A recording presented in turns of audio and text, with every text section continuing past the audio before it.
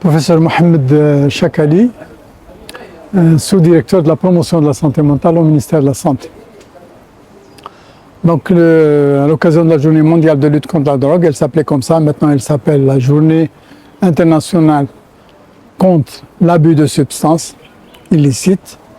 Donc, à l'occasion de cette journée que nous célébrons au ministère de la Santé chaque année, depuis maintenant une dizaine d'années.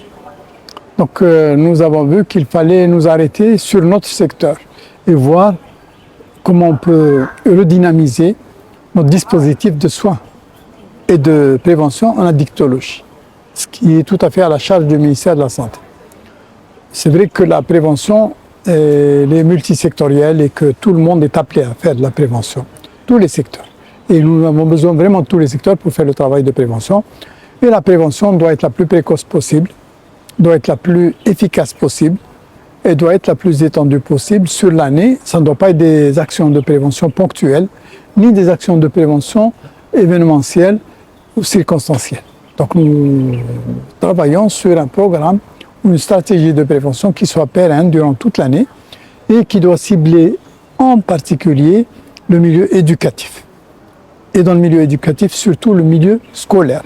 Parce que nous avons un dispositif de santé scolaire partagé avec le ministère de l'Éducation nationale, dans lequel nous travaillons sur toute la santé scolaire, mais cette question devient préoccupante au point où il faut absolument qu'on l'inscrive comme une stratégie nationale pérenne qui doit être portée par des psychologues, parce que nous avons des psychologues en santé scolaire qui peuvent donc s'approprier cette action. Maintenant, ça c'est la prévention. Maintenant, du côté de l'offre de soins, le ministère de la Santé développe depuis 2017. En réalité, il y a des centres qui ont existé bien avant. 97, 98, il y a eu Blida, il y a eu Sidi Chahmi à Oran, comme centre de soins en milieu hospitalier. Et depuis 2017, le ministère de la Santé a lancé un vaste programme de 53 centres intermédiaires de soins en addictologie. Donc ce sont des centres ambulatoires qui sont disposés dans toutes les wilayats. Certaines wilayats, les grandes wilayats, peuvent en avoir 2 ou même 3, mais sinon au moins un centre doit exister par wilaya.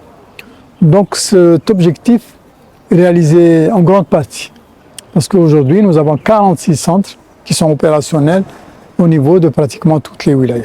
Et il nous manque encore 4 ou 5 centres sur lesquels nous allons nous pencher pour que toutes les wilayats disposent d'un centre.